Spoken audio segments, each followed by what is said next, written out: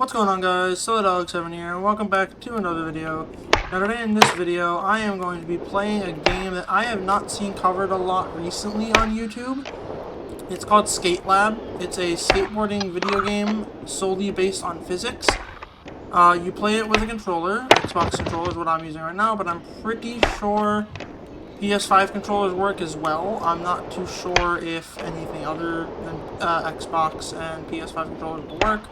Maybe PS4. I'm not sure though. I'm not sponsored by this game at all. I know the developers because I am in their Discord and they are very active there. But this game is extremely difficult, as you can probably imagine by it being fully physics-based. Grinds in this game are very, very hard. I haven't seen anyone talk about this game recently since the new updates have come out. There's not been an official update recently, but there has been beta releases, and ever since about 9 months ago, I saw, I think, Nightspeed cover this game for like the third time on his channel. But recently, in the past couple months, I have not seen a lot of people cover this game. So I'm just here making a video on it because I want to cover some things about this game. And yeah, so I'm just getting around here on the default map. I do have a modded installation, which is really easy to do. I might make a tutorial on that sometime in the future, if you guys do want to see that. But as you can see, I am just skating around. You can have a character in this game, but I just like playing as the ghost character because the characters, as of right now, don't look too good to me. There's a hand character, which I actually really like. You can make it so that you're like a fingerboarder, I think is what it's supposed to be, which is kind of cool, but the animations for the characters don't look too good as of right now. But there is just the ghost guy, which I like to use because it's just shoes. You can also change your deck around, if I can find a good place to do that, because I think the space in the map that you are at depends on how good the deck customization is. For some reason, I don't know why. I'm going to make my grip tape red. Let's make it clear, actually. I like that. We can also change the shape of our deck. You can have a mini cruiser, you can have boxy egg fingerboard, you can have a popsicle fingerboard, shorty deck, which is looks kind of like a, what's that called, a penny board, kind of like this, but in a regular skateboard. Get the old school, which I kind of like, but I'm gonna keep the popsicle deck, like the regular just deck as at the moment. You can change your truck size up to 10 inches. I don't know why you'd want that, but I'm gonna change them. My board is an 8.5, but I'm gonna change the trucks to be 8.75, so I can have an easier time locking in. And the wheels you can also change depending on which wheels you pick. You can also have different sizes. So like, there's 53mm, 57mm, and 59mm for these. But if I go to the classic, we can have 54, 56, and 60, and also 50 and 52. So there's a lot of different customization you can have in this game. You can also customize the color of the bearing, which I find really cool. I'm gonna have dark blue wheels. You can also stats menu. You can change from regular to goofy. Invert switch pop, which if you've played Session and Skater XL, on is more like Skater XL and off is more like Session. Gravity multiplier is pretty self-explanatory. I don't know why I finally turned that on before. Gravity multiplier is basically just if you turn it higher, you'll have a harder time popping. Down, you'll have an easier time popping higher. Push, single, or continuous means single. As it says here, it says applies a single push each time a button is pressed, which is the A button on Xbox controller, X button on PS5 controller. Continuous says applies constant push force while the button is held. It says pressed. But if you hold it while you have continuous mode, I'll actually show you right now. You just constantly gain speed until your speed limit is reached, which I find pretty funny, but also kind of uncontrollable at times. So I keep mine at single, and I have my push force at 18. Next up, we have board feel, which is all your pop force and all that. Auto level means when you pop, the board will automatically level out, like an ollie, and for kick flips as well. if you turn this off, if you ollie and don't use anything on the left stick, it'll just do that. But if you want to level it out yourself, you have to do that by holding up on the left stick, or pressing up on the left stick, and if you want to bone it, you can do that, and just do that. And then nollies also work the same way. If you don't, you know, level it out with auto level off, you'll just rocky your stuff. Auto leveling, I'll show you with nollies. It makes it so much easier to do tricks. Kind of makes it more snappy as well, so if you like that style, that's good for you. Level sensitivity, I don't really know how this works, because I don't use it with auto level on, because it says only relevant level off. So I'm going to turn this to like 50 and turn auto leveling off just to see what it does. I guess it just like makes it so that when you auto level, or when you level it out, it like goes faster? I don't know. I mean, that's what it says. It says higher sensitivity equals faster stick response on leveling up ollies. Auto catch, if you have this on, your flips will automatically catch, as it says.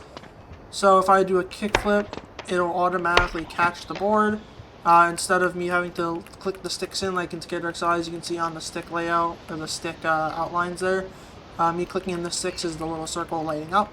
So now if I turn off auto catch, me having to catch the board is what I have to do. I have to, if I don't catch the board, it'll just fall to the ground and I'll fall, or just do that. But if I catch the board with my back foot is the blue one, so if I want to catch the kickflip realistically, I catch it like that and then put my front foot on. If I want to do it steezily, if I want to just do it regularly, I can catch it with both feet like this. And if I want to do it wrong, I can catch it with the front foot and then put my back foot on. And then nollies are the same way. Nollie flips are the same way. Any flip trick you have that you do with auto catch off, will you have to click your stick in. I keep it on just because I'm a fucking noob. Pop force is pretty self-explanatory. If you turn this all the way up to like 26, you pop like you're on the moon, like in Skater XL. But if you turn this all the way to like, let's say 5, you barely pop at all. I keep this at like 10 or 11 depending on what I'm skating, maybe 12 if I'm skating a high obstacle. Usually keep it on 10. Flick force, no idea what it does. I'm pretty sure it just makes it so that the flip tricks goes faster. Actually, I'm probably going to turn that down because I don't want my flip tricks to go too fast. I actually like it when they go slow. And also, scoop force, I'm going to turn up to like fast shuts. As you can see, it does that. And that. So, flip stabilization. This says work in progress, stabilizes kickflips and heel flips along with their ideal access. As a byproduct, also dampens front side and back side rotation. Which I think what that means is if you have this at a higher value, your kickflips will and heel flips will also like stabilize a little bit better, so you're not like going all over the place. I usually have this at 5, but I'm gonna turn it up a little bit to 8 because I like it when I stabilize my flips and not have them go all over the place. So if I turn that all the way down to 0 and I do a kickflip, see how I kind of landed sideways, and I didn't even mean to do a backside flip there, I just did it because I'm not stabilizing my flips. I'm going to turn that up to 8. Rotation speed, this is the rotation of your board while in the air. I don't know why that's so low. Should not be that low. I'm going to have mine at like 50. I'm going to have mine at 50 so I can turn faster like that. I like it like that because if you have that lower, then it'll obviously you'll spin less. This stomp catch I don't use, so it doesn't really matter, but I'll show you anyway. Catch with both sticks to stomp the board to the ground. So say if I catch a kickflip with both sticks and then hold it like that, it'll stomp it, which I don't like. I don't like the look of how it feels. I kind of like the just doing it like this where I don't catch it because I don't use auto catch off. On grind side, you just have grind stabilization, which I have at 10. Because as I said, the grinds in this game are very difficult. Okay, I'm going to just try a regular nose grind on this little table here. And I'll show you how difficult the grinds are if I can pop. I don't want to pop that high though. See, So the way to do grinds in this game, I'll get into it later, but you have to kind of like hold the stick in while you do the grind in order to stabilize it. At least I think that's how it works, because that's how it used to work in the non-beta version of the game. I don't know if it still does that, but it seems to work whenever I try to stabilize the grind. This is not a good example. Let's try just like a 5-0 maybe. Nose grind isn't maybe the best trick to do. Wow, I'm sucking at this right now. See, that looked okay, I guess. Let me see that in the replay. The replay editor in this game is also very cool. I love the replay editor in this game. Let's see. Let's see how that trick looked. Yeah,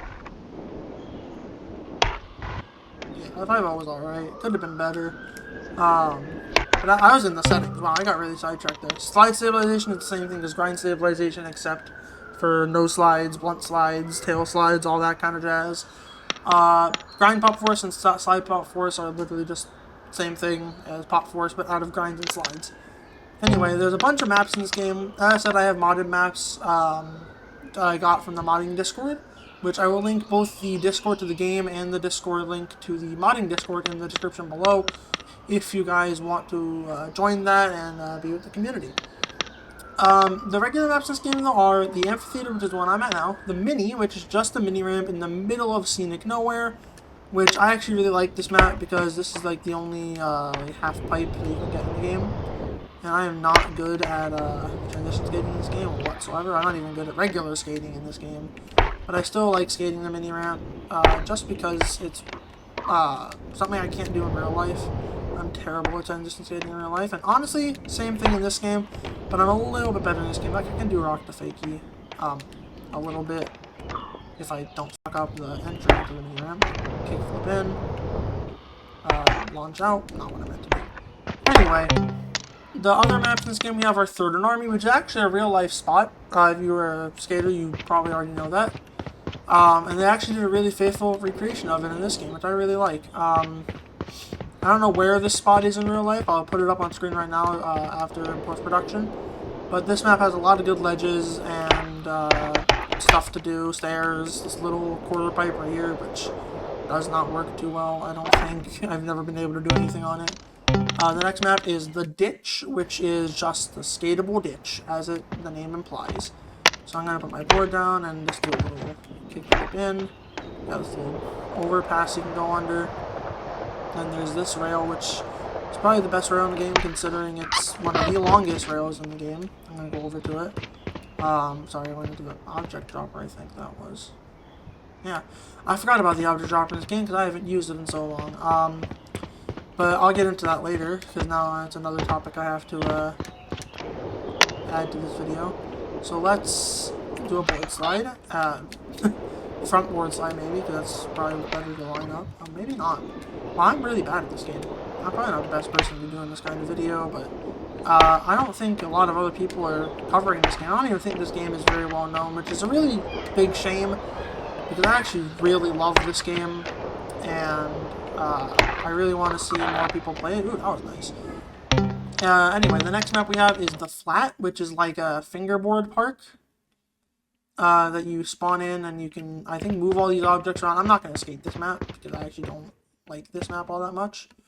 But if you... How do I forget how to...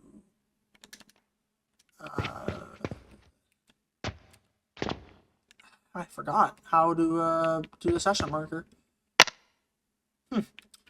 Anyway, there's like a stair set over there, if you can see it. There's like a ramp, like a stair set, and a rail.